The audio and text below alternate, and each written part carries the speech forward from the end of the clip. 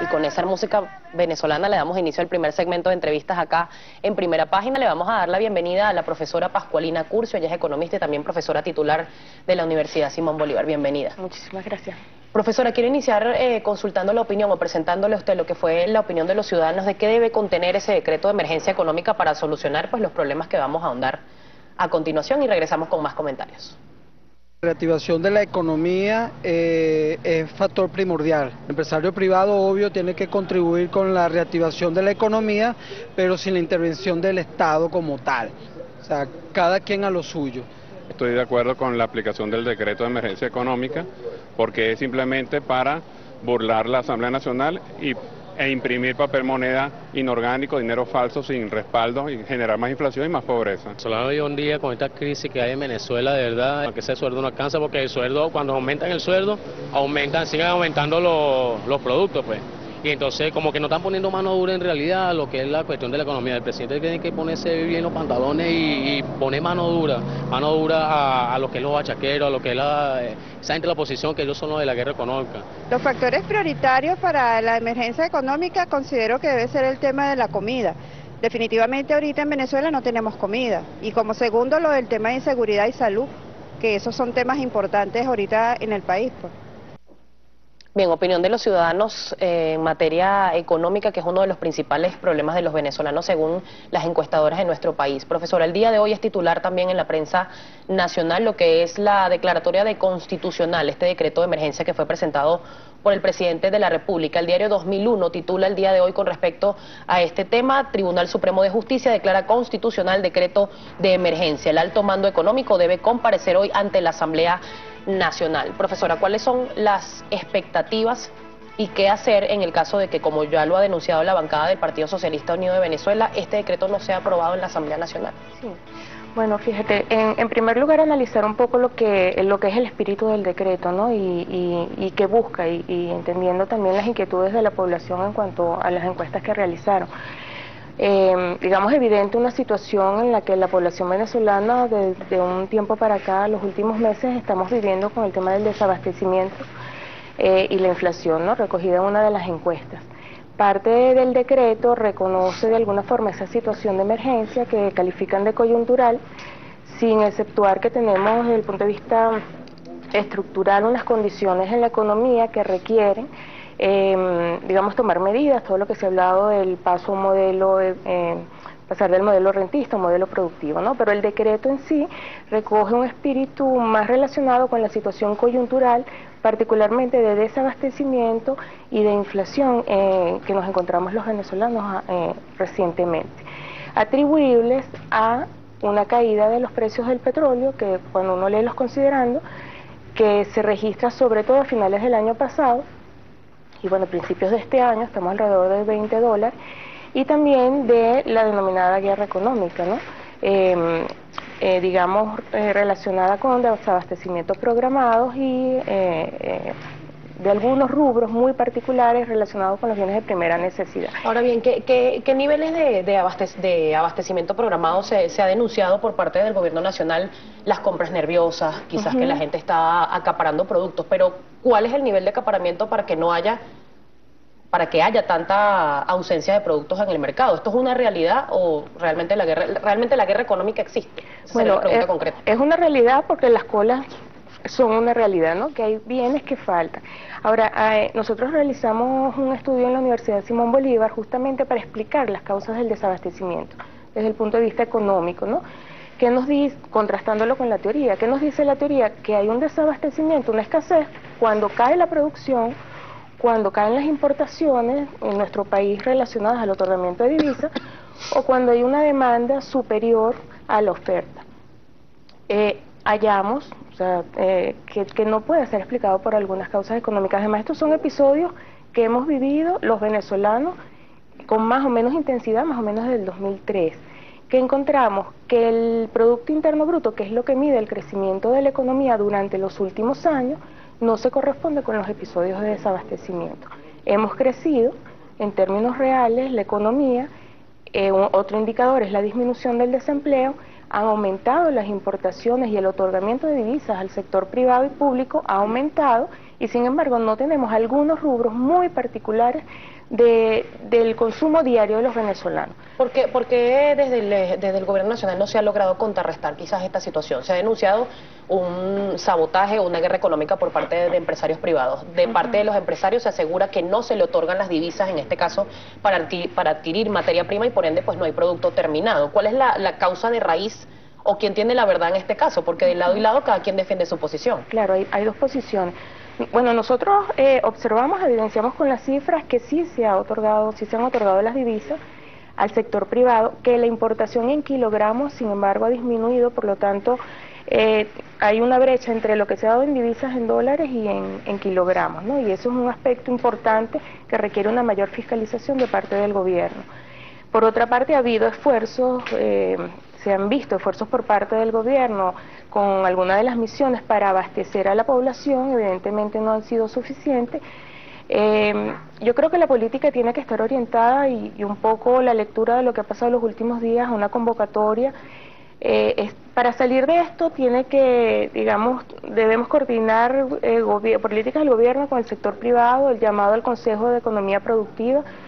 Me parece que es un paso importante, un llamado al diálogo, a la producción, porque además esta situación a quien está afectando es el pueblo venezolano, a los que tenemos que hacer las colas, a los que perdemos poder adquisitivo, ¿verdad?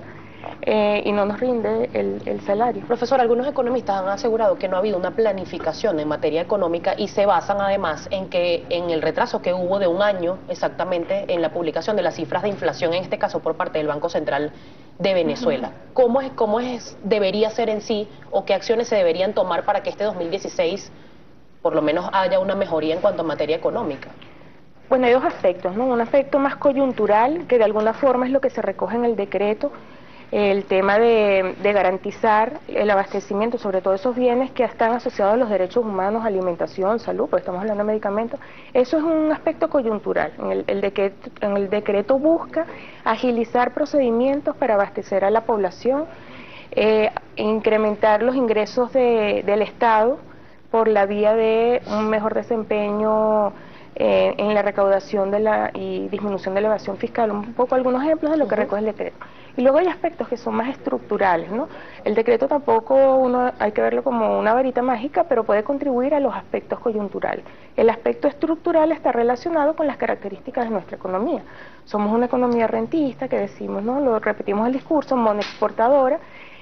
Importamos gran mayoría de los bienes que consumimos y hay que avanzar a un modelo, y es parte de este Consejo de Economía Productiva, un modelo donde se diversifique la producción interna, donde no dependamos tanto de las importaciones y sobre todo una producción que apunte a garantizar soberanía e independencia a la población. El tema de alimentos, el tema de medicamentos es fundamental, y un modelo que garantice la libre competencia, ¿no? Parte de lo que estamos viviendo también tiene que ver con, bueno, la constitución de monopolios y oligopolios que de alguna forma tienen un poder monopólico en el mercado, y al no haber libre competencia es más difícil, ¿verdad?, coordinar esfuerzos para garantizar en este caso el abastecimiento. Te podría decir, los bienes que están escaseando son bienes que tienen unas características muy particulares, son bienes de primera necesidad, son bienes no perecederos.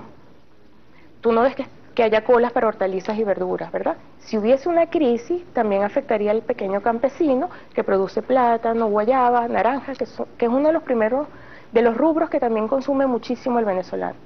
Son bienes no perecederos, son bienes que están en manos de la agroindustria, pero particularmente constituidas en monopolios y oligopolios, ¿no? Entonces, digamos, viendo esa situación, el modelo debería apuntar un poco hacia un modelo de libre competencia, donde se convoque, donde la pequeña y mediana industria y empresa tiene un rol importante, bueno, para salir, digamos, de esta situación y también para reactivar la economía. Profesora, yo tengo que hacer una pausa comercial, pero al regreso quiero que conversemos sobre cómo lograr apalancar las empresas que han sido estatizadas, porque se ha criticado mucho también que algunas empresas privadas, como usted lo dice, que existen agrupadas en esta suerte de monopolios, pero también fueron empresas expropiadas por el gobierno nacional y esos productos tampoco se ven. ¿Por qué? Me lo va a responder Al regreso de la mucho pausa comercial estamos conversando con la profesora Pascualina Curcio, economista y profesora titular de la Universidad Simón Bolívar. Todas las preguntas, inquietudes que tenga, @primera página, que ya vamos a regresar con él.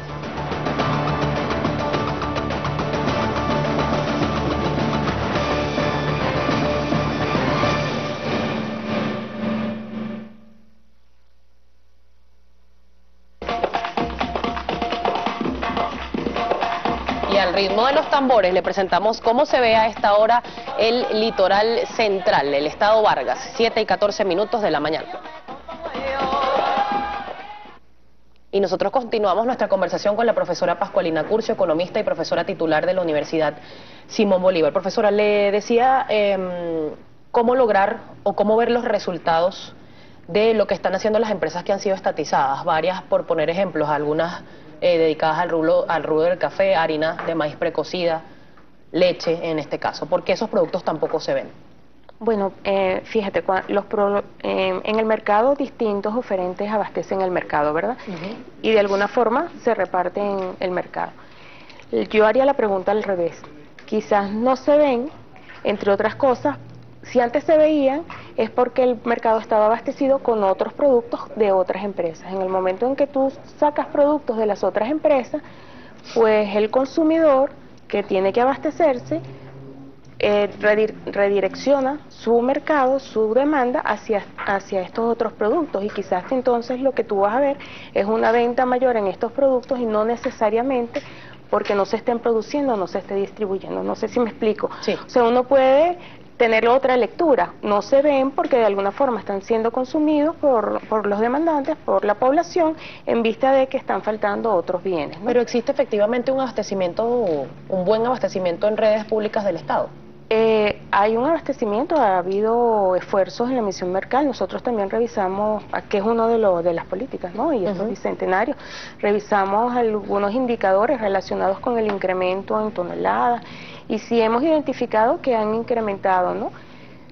Obviamente no lo suficiente para abastecer al 100% de la población, dado un desabastecimiento de otras marcas, ¿no? Profesora, rápidamente, antes de pasar a la participación del Twitter, que es muchísima, el tema económico siempre acapara la atención de la gente. Las medidas que se han presentado por parte de la oposición en este caso han solicitado una unificación cambiaria, una dolarización de la economía. ¿Esto es viable en este momento para nuestro país o por modelo político no se podía aplicar por parte del gobierno?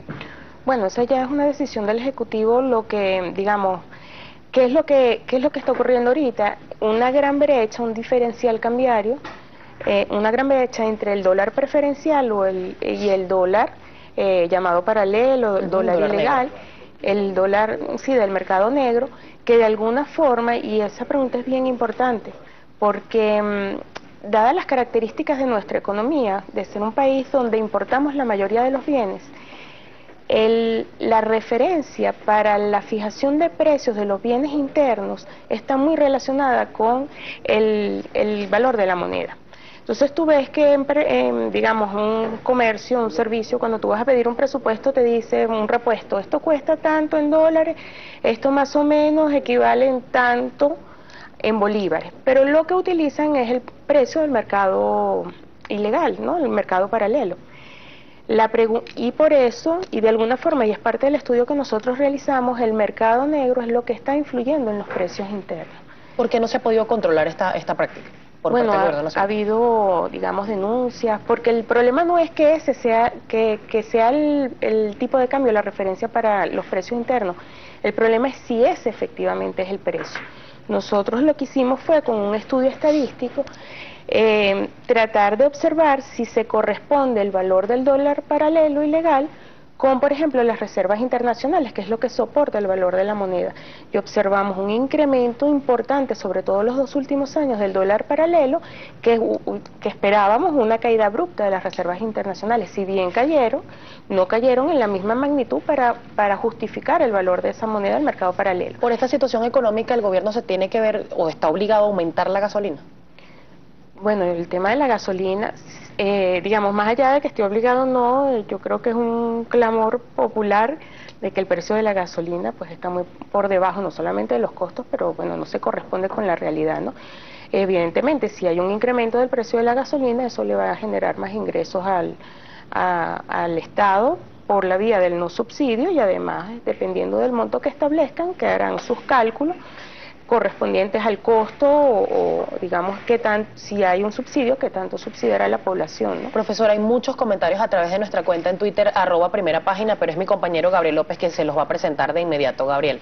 Efectivamente, profesora Curcio, un gusto que esté con nosotros la mañana de hoy en Primera Página. Le vamos a solicitar, por favor, su colaboración con respuestas bastante precisas para de esta forma darle la mayor cabida posible a la participación de los televidentes, si le parece. Vamos a empezar con @RestecMD y dice: la economía ha crecido, ¿acaso no bajó cerca de 7 puntos? ¿Qué opina usted del control cambiario? Ajá, como te digo, nosotros cuando hacemos estudios estadísticos no tomamos un solo año, ¿no? Observamos tendencia, y desde el 2003 hasta la fecha, en promedio, con sus altas y bajas, la economía ha crecido. Ese es uno de los principales elementos que identificamos, que a pesar de que ha habido un crecimiento económico, pues registramos fenómenos de desabastecimiento. @Gea Mercedes le pregunta: ¿por qué en los otros países no hay guerra económica, inseguridad, puertos sin barcos, colas, sueldos bajos y falta de agua? Bueno, yo creo que ya la respuesta ahí pasa por un tema más de tipo político, ¿no? Y de esta distinción entre lo que se ha denominado una crisis económica y una guerra económica. Hay factores, nosotros identificamos en el trabajo que la situación que estamos viviendo los venezolanos desde el punto de vista económico no necesariamente se corresponde con lo que nos dice la teoría económica. Hay aspectos políticos que están influyendo en las condiciones de desabastecimiento y de inflación en este momento. @Nena28 Vargas le pregunta: buenos días, ¿cómo se garantiza que el decreto de emergencia no es una habilitante encubierta del Ejecutivo? Bueno, ya hay aspectos más jurídicos, ¿no? Pero el decreto es bien preciso en el tema de la situación coyuntural, establece exactamente cuáles son las medidas que se van a tomar y sobre todo, y es bien importante, ¿no? El decreto busca garantizar derechos a la población, más que, digamos, es bien importante, en esta situación de crisis el decreto no está buscando un recorte del gasto social, la inversión social, sino por el contrario, garantizar el abastecimiento y mejorar los ingresos por la vía de la disminución de la evasión fiscal, por ejemplo. @Amadis Antonio le pregunta: profesora Curcio, ¿qué significa la economía comunal? ¿Es la economía comunal la solución a la crisis que vive Venezuela? Desde el punto de vista estructural, lo comentábamos, la solución pasa por la revisión del modelo rentista, ¿verdad? Es un modelo productivo, con libre competencia. La economía comunal es un modo de producción donde la propiedad de los medios de producción son colectivos, donde está más cerca de las comunidades en función de las necesidades, y de alguna forma va a acompañar otros modos de producción con otras maneras digamos, de propiedad de los medios de producción, ¿no? @Henry Carrero le pregunta a la profesora: ¿piensa usted que si el petróleo llega a $15, Venezuela deberá recurrir al Fondo Monetario Internacional?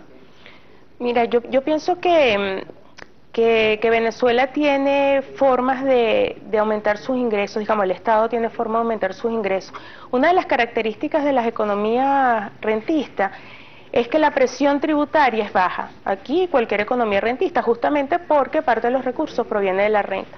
Hay márgenes para captar ingresos a través de impuestos y una mayor presión tributaria con impuestos progresivos, por ejemplo, la diversificación de la producción, pasar de un país monoexportador a un país con mayor exportación, otro tipo de rubros en la exportación. Por razones de tiempo, profesora, un comentario más lo escribe @CarAguilera y le pregunta: ¿dónde está el dinero que se debió ahorrar producto de la bonanza petrolera y la producción de las empresas expropiadas? ¿Qué le responde? Sí, bueno, nosotros analizamos justamente también ese aspecto en el estudio, en la investigación, y sí observamos que hubo un incremento en las divisas otorgadas al sector privado. Comparado con el 2003, el incremento fue importante, alrededor del 400% en estos años. Entonces, claro, la pregunta sería: ¿dónde también están los bienes de los dólares otorgados al sector privado? Y si efectivamente la necesidad de una mayor fiscalización de parte del gobierno nacional en el otorgamiento de las divisas, desde que la divisa se otorga hasta que el producto llegue al consumidor final. Profesora, me quedan segundos para despedir la entrevista. Algunos economistas aseguran que este decreto pudiera ser una medida extemporánea. Aseguran que se está viendo un mal manejo en materia de economía en 16 años de proceso revolucionario, en este caso como se califica desde el gobierno nacional. ¿Se puede evaluar esta situación como un fracaso en el modelo económico socialista en este caso? Yo creo que la situación económica que estamos viviendo no está relacionada con el modelo, el fracaso o no del modelo económico. Con el modelo político. El modelo, cuando nosotros comparamos, ¿no?, en análisis y vemos indicadores, vemos que el modelo económico medido, por ejemplo, con indicadores sociales no muestra un fracaso. O sea, nosotros a partir del año 99 tuvimos un crecimiento del Producto Interno Bruto, pero también una disminución de la pobreza. Y cuando comparamos antes del 99, hubo un crecimiento también de la economía, pero con un crecimiento de la pobreza. Entonces allí, desde el punto de vista científico, nosotros nos preguntamos, bueno, ¿cómo es que antes del 99 crecimos y la pobreza creció, y después del 99 crecimos y la pobreza sí disminuyó y disminuyó el desempleo? Entonces allí uno se pregunta cuál de los dos modelos es el que no está dando resultados para la población, ¿no? Cuando uno ve un modelo, ¿es un modelo fracasado o no? ¿Para quién? Si lo vemos en términos de la población, una población con un desempleo menor, para efectos de la población, con niveles de pobreza menor, con condiciones de vivienda en mejores condiciones, allí uno puede tener una lectura distinta si el modelo fracasó o no. Muchísimas gracias a la profesora Pascualina Curcio, gracias a ustedes por la profesora invitación. titular de la Universidad Simón Bolívar, por acompañarnos acá en Primera Página el día de hoy. Ponemos un alto en el primer segmento de entrevistas acá en el programa y nos conectamos contigo, Marjorie, información internacional de Argentina.